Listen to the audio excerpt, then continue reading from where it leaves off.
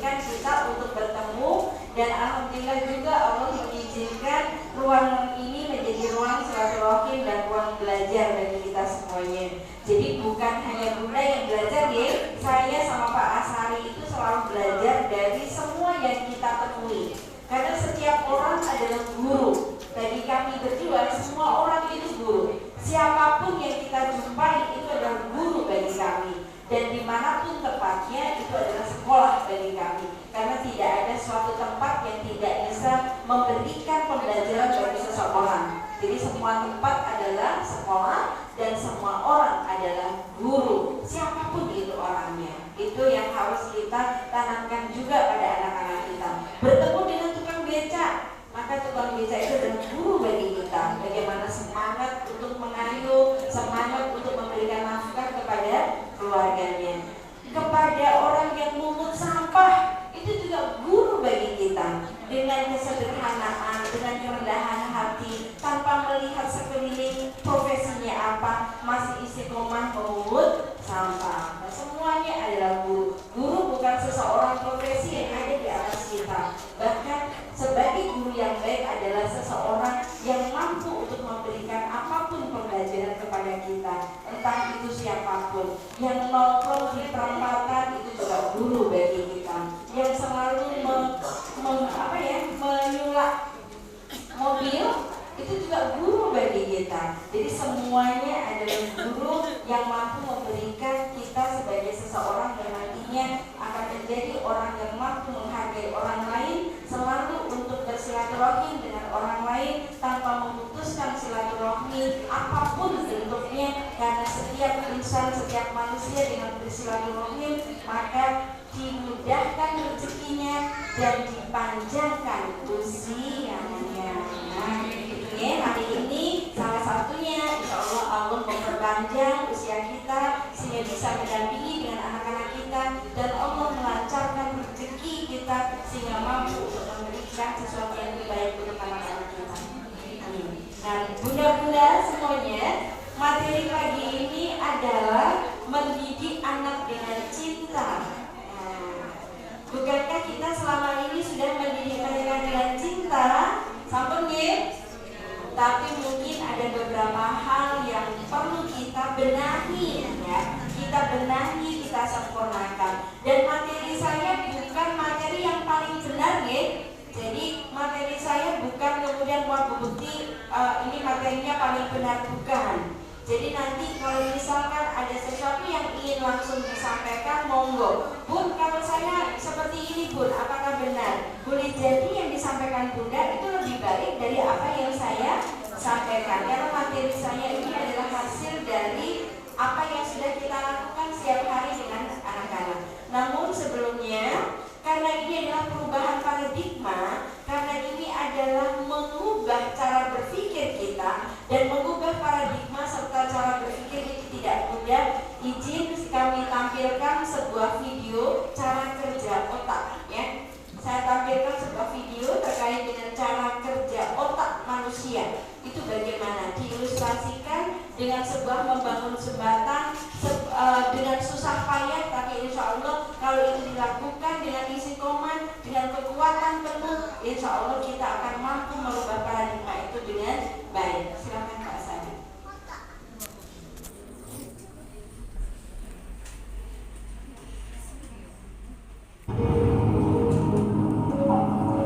Ini cara kerja otak manusia ya. Kalau kita belajar hal yang baru, itu sama halnya seperti analog dalam video ini.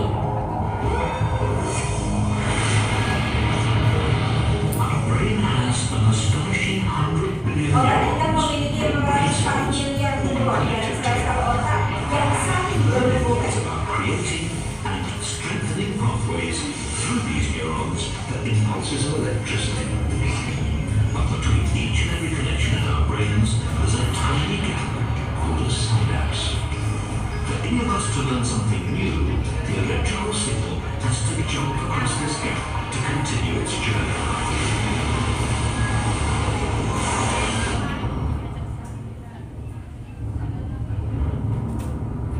Kalau kita belajar mana sinap-sinap itu adalah hasil dari hubungan dari sel-sel neutron.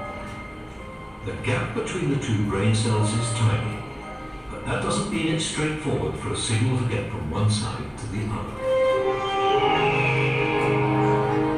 For us, it's like crossing a deep ravine.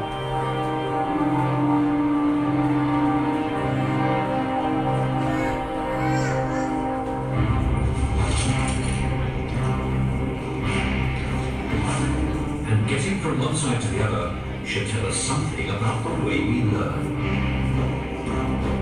The first time a signal crosses from one brain cell to the other demands the most effort, and it's the same when we cross our ravine. The first trip across it is the hardest. Menerima materi pertama kali itu adalah sama halnya dengan ini. Sesuatu yang sulit untuk kita terima. Tapi kita lihat Having crossed the ravine once, the journeys across get easier setelah and kita easier. coba, And a similar thing happens when we learn something.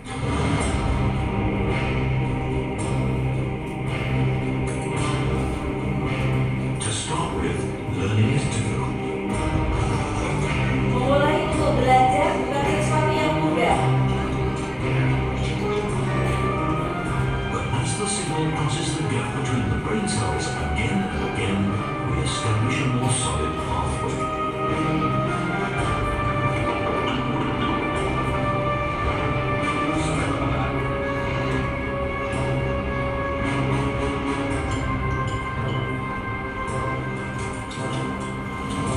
By the time we've made the crossing over and over again, it becomes effortless.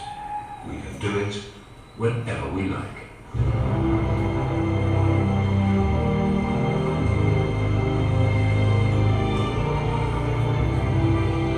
We finally learned something. Bisa dipahami? Saya untuk belajar sesuatu bahkan menerima informasi awal itu sepertinya susah sekali masuk di otak kita, ya kan? Tapi kalau kemudian kita berusaha, istiqomah, fokus, mau mencoba dan terus mencoba, insya Allah jalan itu akan semakin mudah untuk kita tempuh. Bagaimana kemudian kaitannya dengan mendidik anak, mendampingi anak. Yang biasanya dulu kita selalu, ayo nak belajar. Kita coba, Mas, hari ini baiknya belajarnya jam berapa ya? Merubah perilaku. Insya Allah kalau kita fokus, kalau kita konsentrasi, semuanya akan bisa kita tempuh dengan baik bersama dengan anak-anak kita. Karena apa? Tugas kita ada di sini loh, bunda-bunda, menjadikan anak seperti yang kita inginkan. Mungkin apa boten?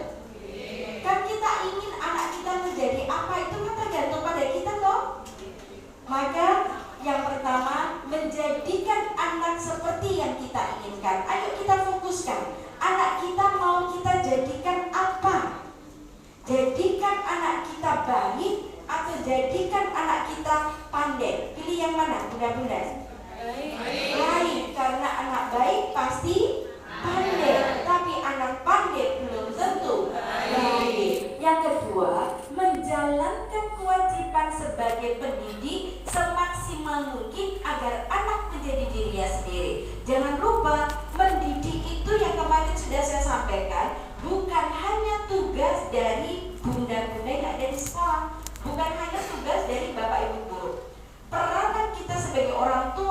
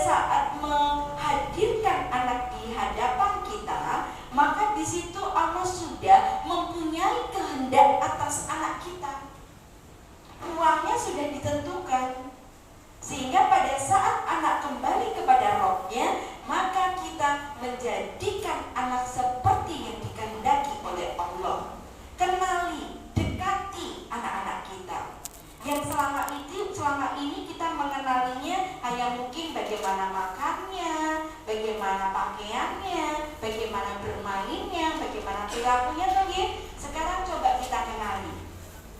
Anak kita itu cerdasnya ada di mana? Apakah logik, matematik, linguistik, interpersonal, intrapersonal, natural, spasial, kinestetik, musikal, atau spiritual? Karena itu adalah bangunan yang paling mudah untuk kita mengembalikan anak seperti yang dikehendaki penciptanya. Multiple intelligence. Jadi mudah banget kita mengenali seperti yang kemarin sudah kita sampaikan. Anak yang suka menghitung dari kecil dia sudah tahu bahwa kelerengku ada 2 loh. Padahal kita belum mengajarkan bahwa kelereng itu jumlahnya ada 2. Tapi dia sudah tahu. Berarti anak ini sudah mengarah kepada kecerdasan logik matematik. Nah, nanti yang lain seperti yang sudah kita diskusikan kemarin.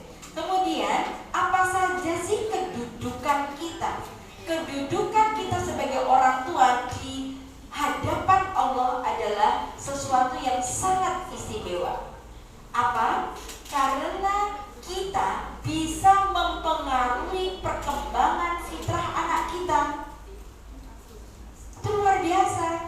Kalau anak kinestetik kita minta selalu diam, padahal Allah sudah memberikan kecerdasan fitrahnya sebagai anak kines, tapi ternyata kita sebagai orang tua bisa mempengaruhi perkembangan fitrah anak. Anak kinestetik yang selalu kita minta diam, akhirnya dia tidak mengenal dirinya sebagai anak yang kines. Anak yang difitrahkan punya kecerdasan linguistik, berbahasa, ngomong, berbicara, tapi pada akhirnya kita mampu loh mengarahkan anak tidak bisa bicara karena seringnya kita minta diam, seringnya kita minta untuk anak hanya mendengar saja apa yang kita sampaikan. Ngomong nggak boleh. Kamu anak kecil tahu apa? Diam aja. Kalau ada ibu ngomong sama temennya, kamu itu diam, nggak usah ikut-ikutan. Padahal anak punya rasa ingin tahu. Yang akhirnya bagaimana sih Bu kalau seperti itu yang kita lakukan? Ayo kita ngobrol sama anak kita. Nah, kalau misalkan kamu lagi bicara sama teman kamu, ibu ikut-ikutan, kamu seneng nggak? Enggak. Kalau enggak, boleh ya izin. Nanti kalau ada temennya mama lagi bicara sama temennya, tolong kamu bisa jadi pendengar yang baik. Nanti boleh kok ngobrol lagi sama mama. Nanti juga boleh kok tanya sama tamunya mama. Boleh kok kenalan sama tamunya mama. Tapi minta tolong ya, saat mama bicara sama temennya, bisa jadi pendengar yang baik. Bu ngomongnya buapek bu, nek ngomongin mending ngomong bes meneng. Nah itu kan Bu, kita itu kan punya 20.000 kata sendiri. Bapak-bapak itu 7.000, kalau ibu-ibu 20.000 kata. Jadi kalau punya 20.000 kata, manfaatkan itu untuk mendidik, mendekati anak, tidak untuk bantah bapak ini. Contoh misalkan bapak-bapak hari Minggu kayak gini, terus tanya ke ibu, Bu, apa yang kita Bu, dina-dina Minggu, alah gak ngerti tuh piye mau nek undangan ke sekolah kok nang paling nek wis macak koyo ngene iki berarti ya wis arep budal. Kudune bapak ngerti kok kitune bensin wis 10.000. Oh, lha gitu kan. Bensin dina iki wis 10.000 Pak, kudune nek wis aku macak ayu ngene iki ndak disangoni aku tak ndak budal. Bapake ngomong 1 kalimat, ibuke ngomong 20 kalimat. Yang biasanya begitu tolong stop ya. Tolong stop, gunakan 20.000 kata itu untuk mendampingi anak kita. Tolong diskusikan apapun yang ada dengan anak kita. Yang kedua, kalau ini tadi secara negatifnya kita bisa merubah perkembangan fitrah yang sudah Allah berikan. Yang kedua, ini sisi positifnya. Ridho Allah kepada anak itu seiring dengan ridho ayah dan ibu. Kalau Allah orang tua tidak meridhoi, Allah tidak akan meridhoi. Berarti kedudukan istimewa orang tua itu luar biasa. Panjenengan marah kepada anak, Allah akan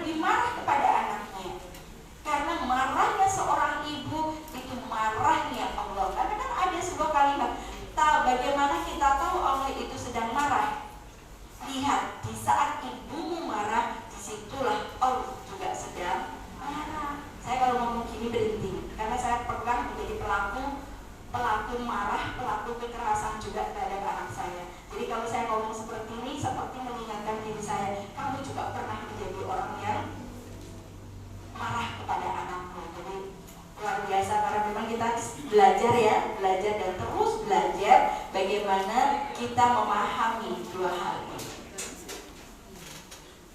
Pernah marah kepada anak kita? Sedih. Marah itu masih boleh kok Bu, asal marahnya tidak menjatuhkan harga diri anak. Kowe iki piye sih nak dadi bocah kok semua dikandani. Aku seperti apa yang kamu sangka. Jika kamu menyampaikan kalimat kamu tidak pernah bisa menjadi anak yang baik, kamu piye nak jadi bocah kok angel dikandani. Maka jadi bocah yang angel dikandani itulah yang diberikan Allah kepada anak kita. Bocah rata mulai nek wis rata mulai wis kono. Kata pergilah pasti nanti akan diambil itu oleh anak, karena Allah sudah mengiyakan apa yang sudah kita sampaikan. Dan kata-kata kamu bodoh, kamu tolol, pergi saja menjauh, kamu jadi anak yang tidak berguna, semuanya terekam oleh otak bawah sadar anak. Dan disitulah nantinya anak-anak akan menjadi seseorang yang bisa menjadikan anak kita mungkin jauh seperti apa yang kita inginkan. Kita lihat video lagi.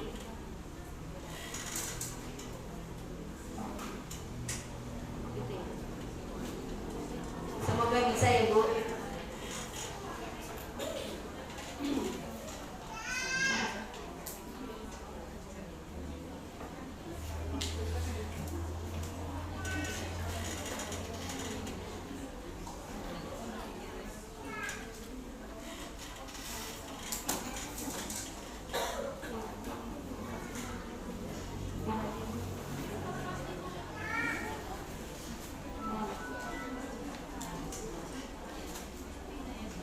Coba kita lihat satu video akibat dari kata-kata yang disampaikan oleh orang tua. Ini adalah kata-kata yang sering disampaikan oleh orang tua. Ini orang tua marah. Pusat Penelitian Psikologi di Shenyang, Cina mengkhawatirkan segala bentuk perilaku yang dilakukan ini sudah ada di Indonesia ya. Kemarin saya pulang dari sini, ada satu grup WA yang menyampaikan kepada saya ada satu anak di SMP di Kota Makassar ingin membunuh temannya sudah bawa pisau. Seperti ini.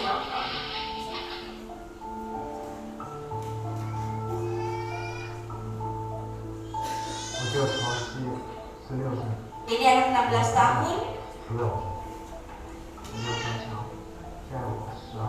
Ketika umur 12 tahun orang tuanya bercerai, ibu meneriaki mengusir saya pergi. Ayah berkata, kamu adalah sampah, kamu orang anak yang tidak berguna. Bodoh, bodoh dan bodoh. Kata bodoh, kamu sampah, kamu hanya bisa menjadi aib keluarga, pergi dan mati saja. Semuanya bisa diolah di otak bawah sadar anak menjadi sebuah senjata. Akhirnya dia mengambil pistol dan menembak. Kata bodoh bisa menjadi sebagai sebuah pistol bagi anak-anak kita. Kamu aib keluarga bisa menjadi sebagai sebuah kapak yang diterima oleh anak. Pergi dan mati saja bisa menjadi sebuah pisau.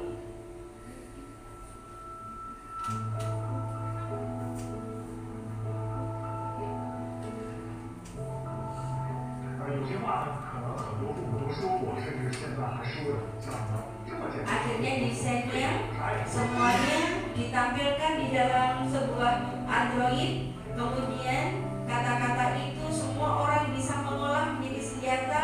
Baru mereka tersadar bahwa apa yang dilakukan oleh orang tua kepada anak dalam sisi kata, hanya dalam sisi bahasa saja bisa menjadikan anak salah di dalam perilaku.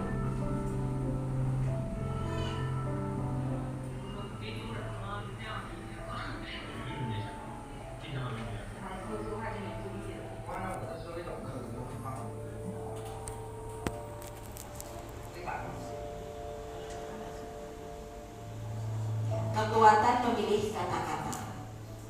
Oke?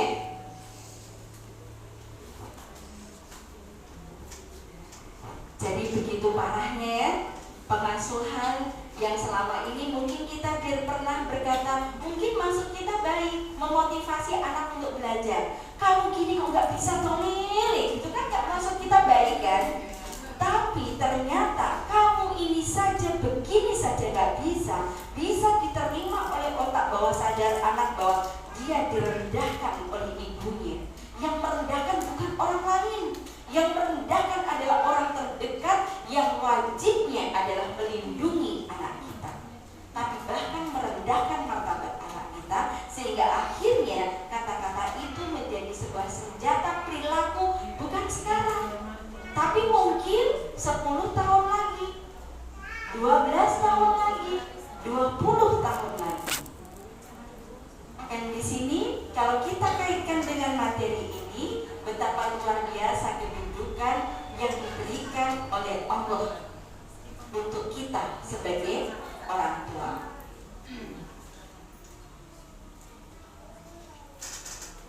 Ridho Allah kepada Anda seiring dengan ridho ayah dan bunda. Ya, pilih kata-kata yang baik ya, kata-kata yang positif. Jadi kalau misalkan anak tidak bisa, jadikan perilaku yang kemarin-kemarin yang jenengan temui yang baik.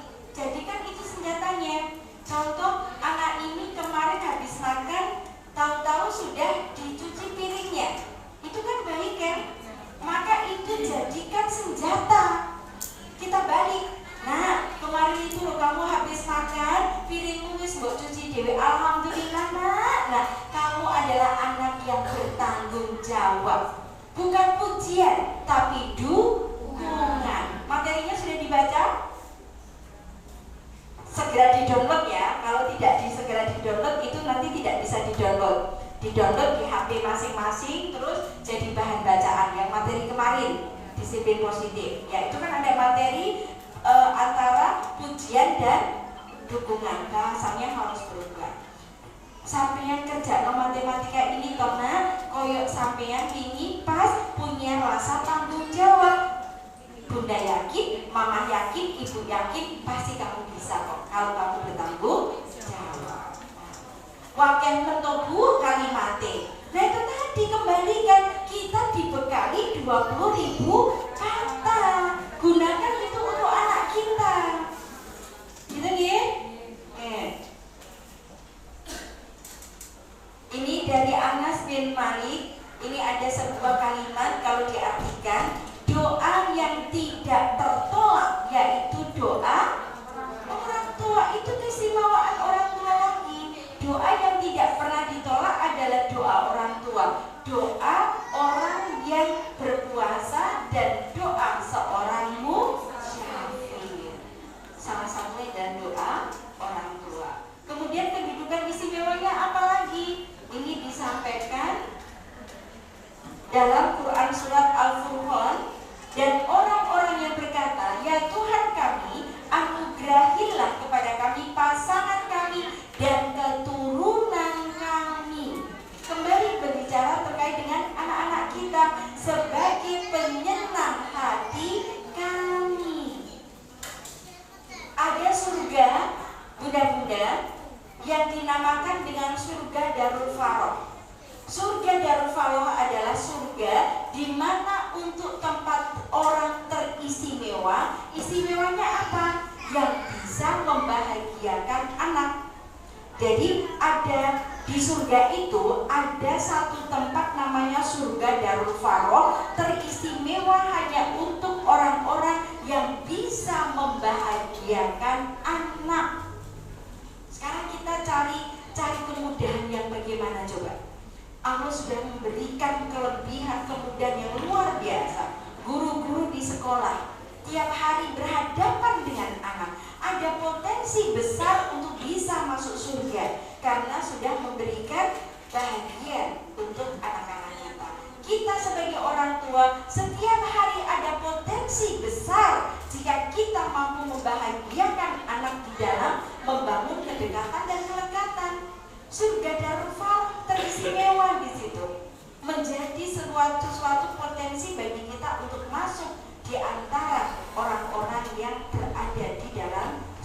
itu. Kalau di sini biasanya Pak Ustaz, kalau sampai bisa. Dan ini terkait dengan keayahbundaan kita ya. Menjadi orang tua itu otomatis nopo mboten? Otomatis. Selama kita punya anak, berarti kita pasti menjadi orang tua. Di satuan pendidikan selama masih ada murid, maka di situ juga menjadi orang tua. Menjalankan fungsi orang tua, mengasuh dan mendidik perlu belajar. Perlu nopo mboten? Perlu belajar agar keistimewaan kedudukan sebagai orang tua tadi terjaga. Jadi kita sudah punya keistimewaan. Apa saja tadi keistimewaannya? Apa saja keistimewaannya? Ridho Allah ada di ridho orang tua. Kita sudah diberikan satu hal kekhususan, kita boleh berdoa untuk keturunan kita, dan itu pasti dikabulkan juga. Kemudian kita kedudukan istimewanya apa?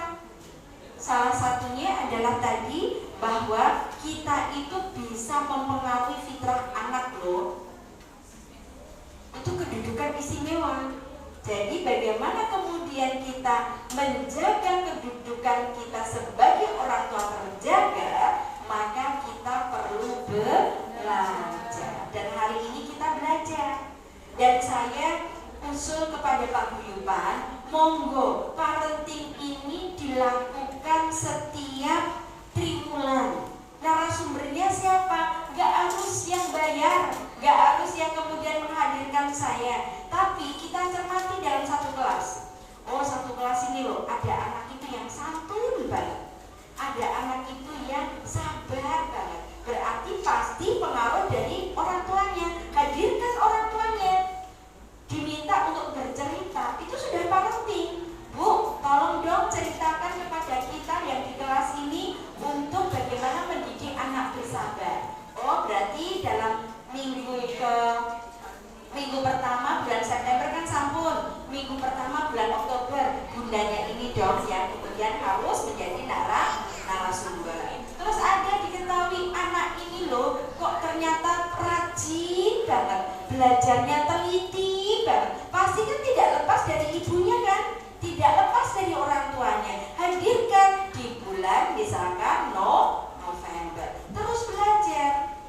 Biar apa? Ini tadi kedudukan kita sebagai orang tua yang sangat istimewa di hadapan Allah itu terjaga dengan baik. Menjadi dokter itu ada fakultasnya, ada univnya. Menjadi guru ada universitasnya. Tapi jadi orang tua ada kampusnya? Tidak. Maka kita harus membuat kampus tersendiri. Bagaimana saling mengasah, bagaimana saling mengasuh, mengingatkan dan memotivasi. Kalau di Finlandia sudah ada kampus orang tua, tapi Indonesia belum. Maka ini yang harus kemudian kita lakukan. Masalah adalah tantangan. Tantangan adalah inovasi. Itu urutannya.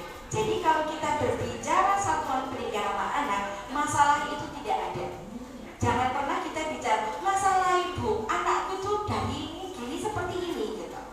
Jadikan bahasa itu menjadi tantangannya, Bu. Kenapa demikian? Pada saat kita bicara masalah, sinap-sinap kita rontok karena hormon kortisol dan adrenalin. Pada saat kita bicara masalah itu semuanya kendor gitu kan? Rasanya itu beban kita banyak gitu dan berat. Tapi kalau kita bicara tantangan, itu ada sinap-sinap tadi yang saling menghubungkan untuk kita berinovasi. Karena apa? Yang muncul dalam tubuh pada saat kita bicara tantangan itu adalah hormon endorfin, serotonin, dan dopamin, memperkaya otak pertumbuhan neokortex, akhirnya mampu melakukan perilaku yang bijak sana. Gitu ya? Tepuk 1, 2,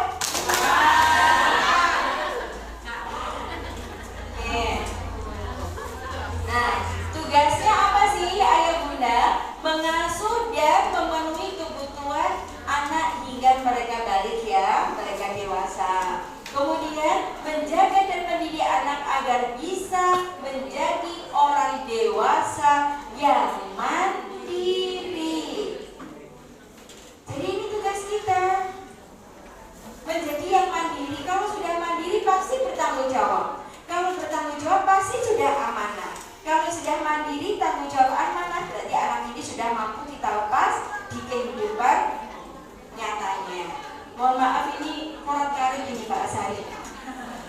Nah, namun tantangan kita, Bapak Ibu semuanya, tantangan kita sedang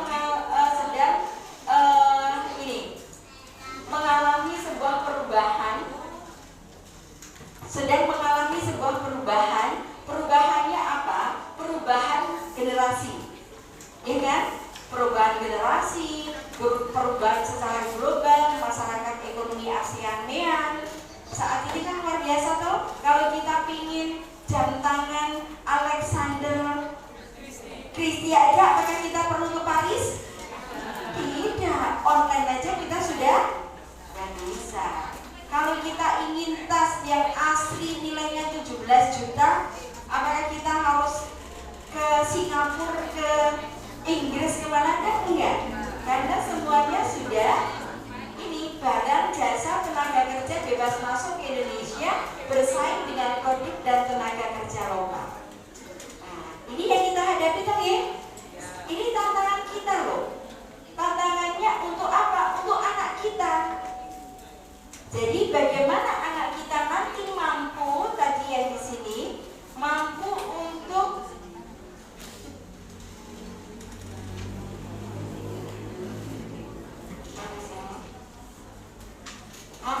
bagaimana anak kita untuk kita didik terkait dengan menjadikan mereka anak yang mandiri.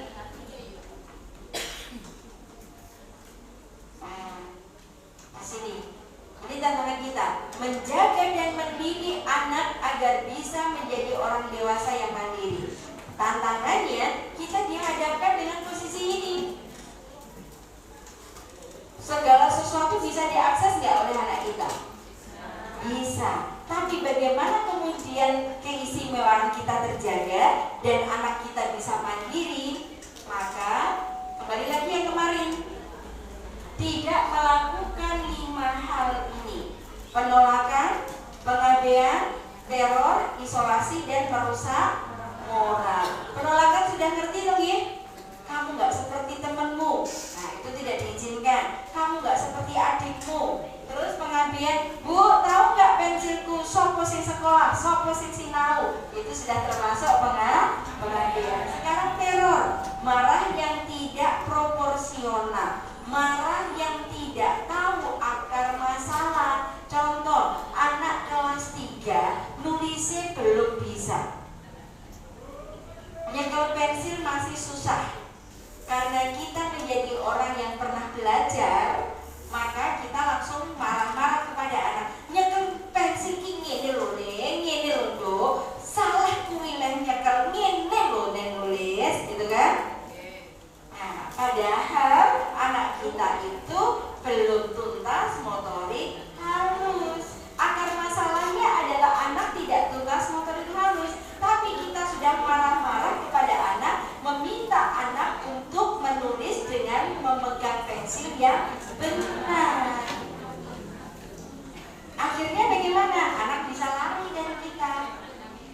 Anak bisa tidak percaya lagi kepada kita karena kita marah, tidak sesuai dengan apa yang diharapkan oleh anak. Kemudian isolasi, orang tua yang melarang temannya anak bersosialisasi dengan temannya. Melihat kampungnya itu banyak anak yang dalam tanda kutip nakal, pokoknya nek mulai sekolah kudu langsung mlebu omah turu, gak usah dolan. Nah, tentu nggih? Biar tidak padahal kalau kita bicara virus, perilaku seseorang itu bukan virus. Kalau kita mampu memberikan kedekatan dan kelekatan kepada anak.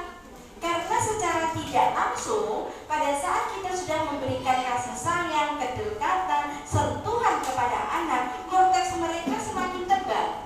Jika korteksnya semakin tebal, anak bisa memilih dan memilah mana yang baik dan mana yang tidak dengan sendirinya.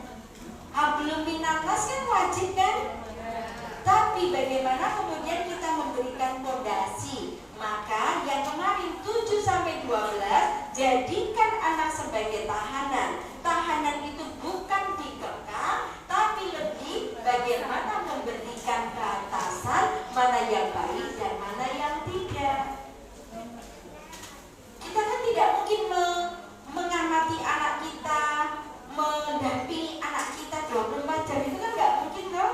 Apalagi nanti kalau sudah SMP, sudah SMA, apakah kita kemudian mendampingi mereka terus? Kan enggak. Maka yang perlu kemudian kita masukkan dalam paradigma kita, anakku ini milik Gusti Allah. Anak saya itu bukan sepenuhnya milik saya. Anak saya itu titipan.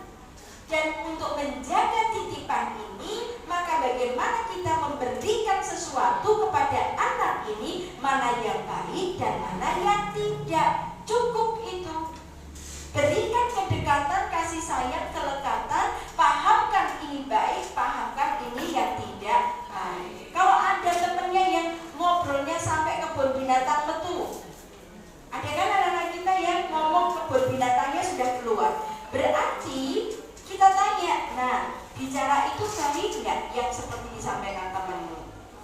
Nggak tahu, baiklah Bu. Kalau baik, kenapa Ibu nggak pernah ngomong? Bapak nggak pernah ngomong, berarti itu baik nggak? Anak akan bicara tidak. Kalau enggak, boleh nggak kita niru apa yang teman kita omongkan? Karena kalau kamu meniru apa yang teman kamu omongkan, Ibu sedih. Karena Ibu nggak pernah ngomong itu. Berarti Ibu akan sedih. Kamu mau nggak bikin Ibu sedih? Validasi perasaan, ungkapkan bagaimana setiap anak itu sentuh dengan hatinya. Sentuhlah dia tepat di hatinya, sentuh hatinya, sentuh feelingnya, sentuh perasaannya.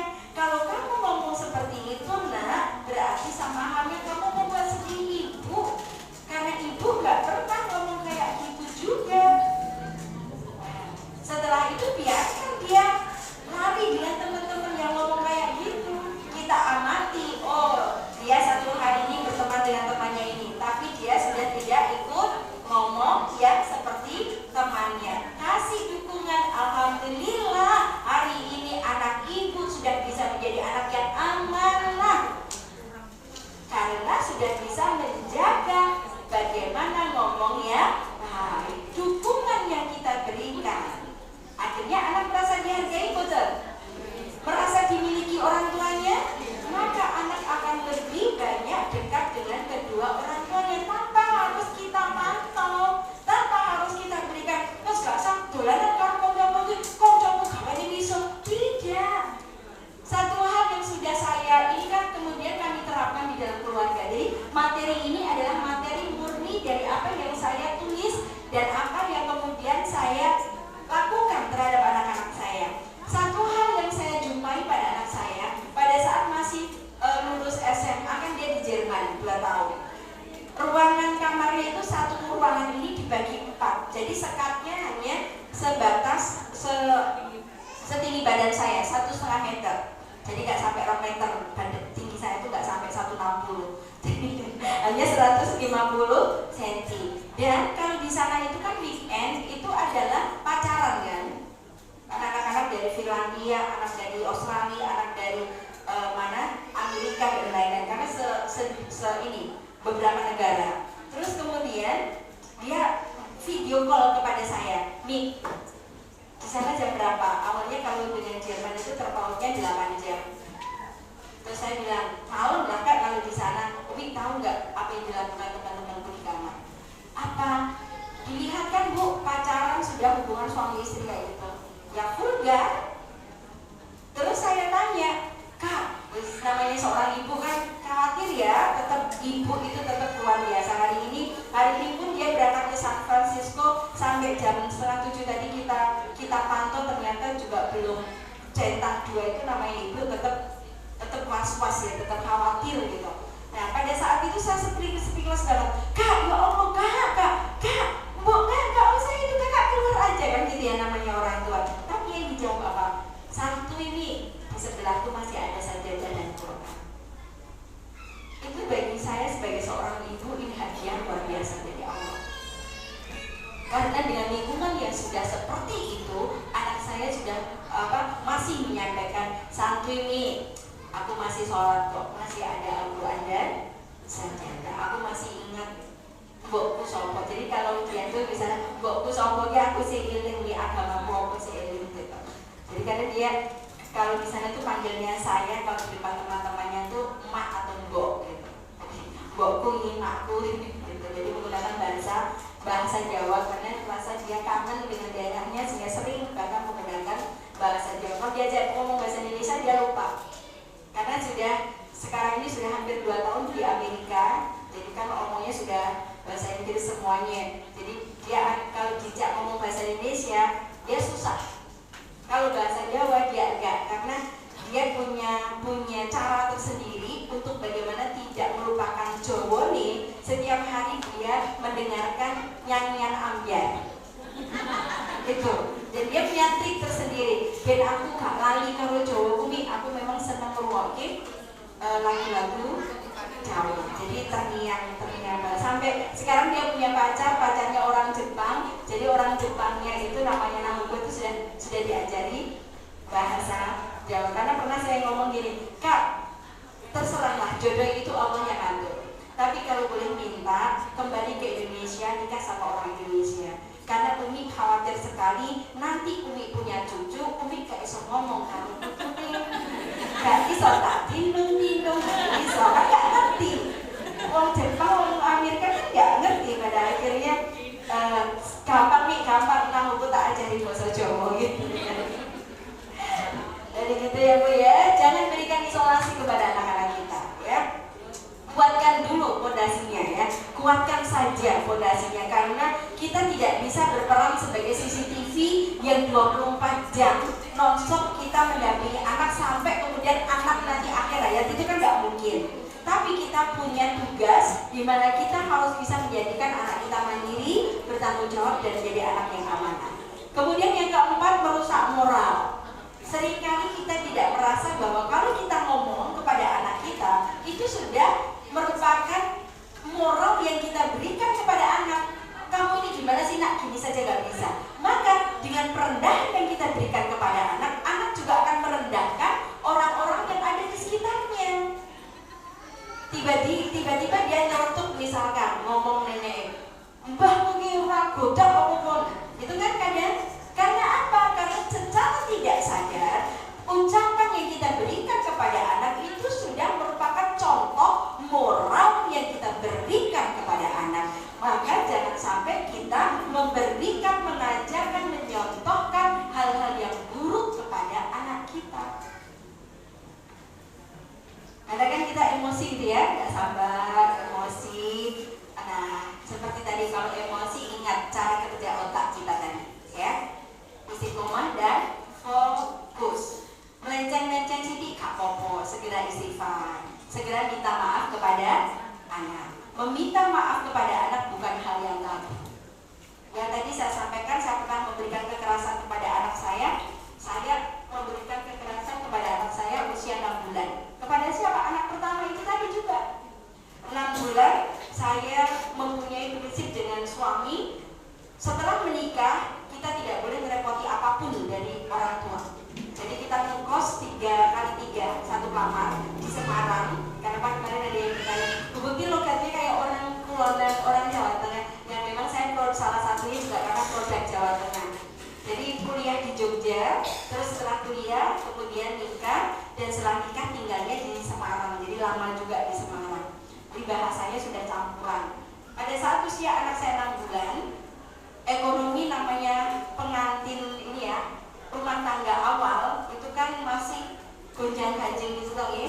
Karena pada waktu itu susah untuk mencari sebuah kebutuhan, dan pada waktu itu saya hanya menjadi seorang KDT yang 1 bulan digaji 30.000, menjadi seorang guru di Semarang, dan suami sebagai manajer hotel yang pada waktu itu 1 bulan itu nggak ada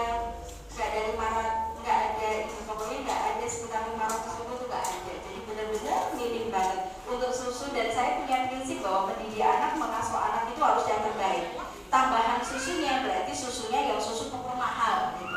Anak saya mulai dari kecil sudah saya ajarkan untuk membaca buku. Jadi dari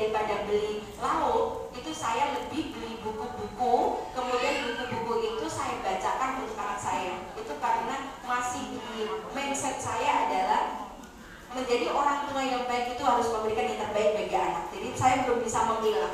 Pada akhirnya karena kebutuhan banyak, suami nggak pulang, shift malam, shift pagi, langsung shift sore, langsung shift malam. Akhirnya yang menjadi korban siapa? Anak. Jadi anak saya itu saya taburi bedak sweet salt 500 gram itu Bu. Itu saya puk-puk ke badannya usia anak saya 6 bulan. Karena saya juga korban kekerasan.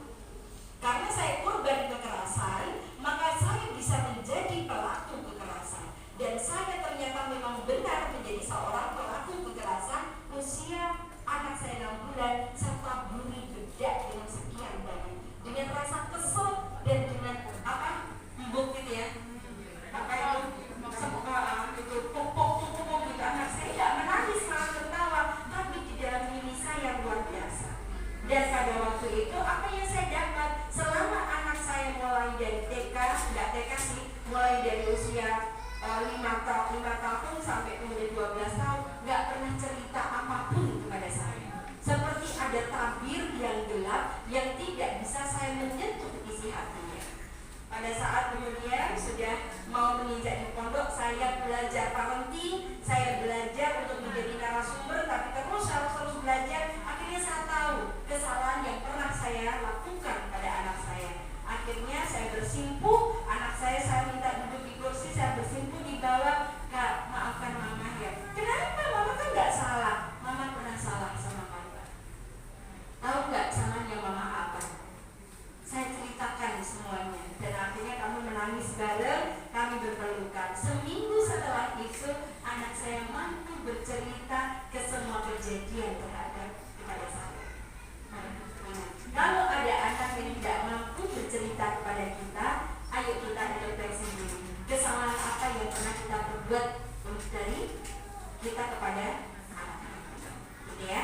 Nah itu adalah beberapa hal yang kita dipermanfaatkan dan meminta maaf itu bukan hal yang tabu, karena meminta maaf itu sama halnya memberikan contoh moral yang baik.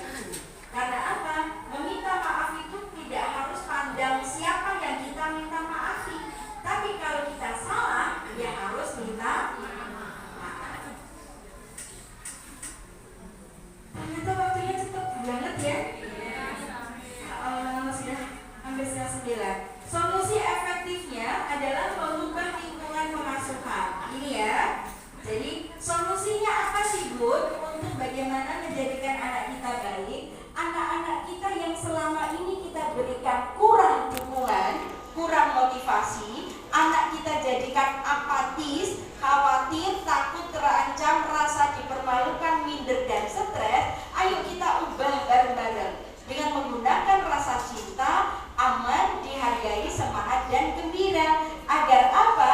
Jiwa sehat, akhlak mulia dan berkarakter ini ada pada anak-anak kita. Nah, kalau saya tanya, ingin menjadikan anak kita sukses atau gagal? Sukses. Ingin menjadikan anak kita soleh-soleha atau pecandu?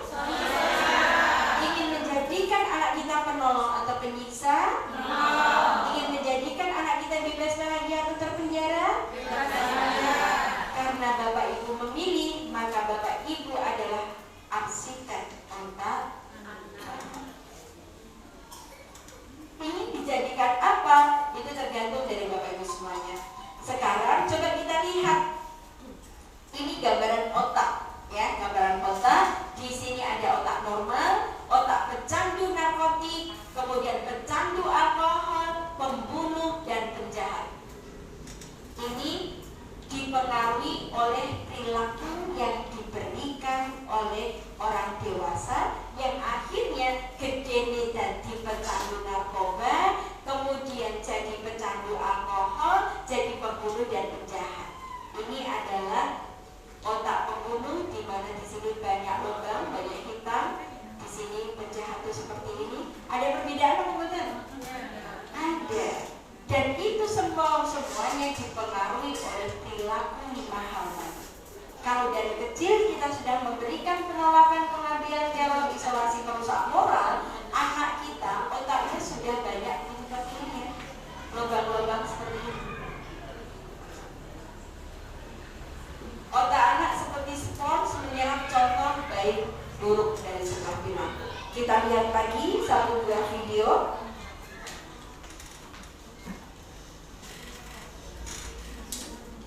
Anak itu menyontoh perilaku yang dilakukan oleh orang dewasa ini.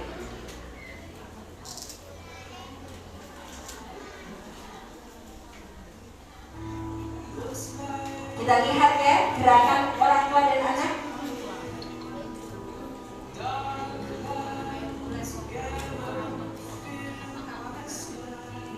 Sama betul.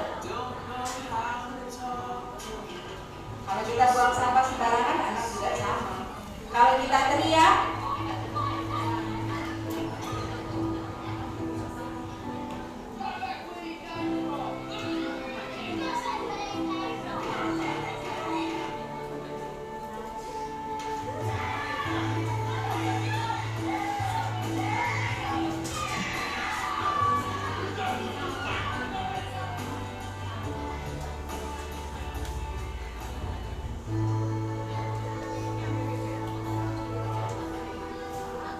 berbeda dengan yang baik.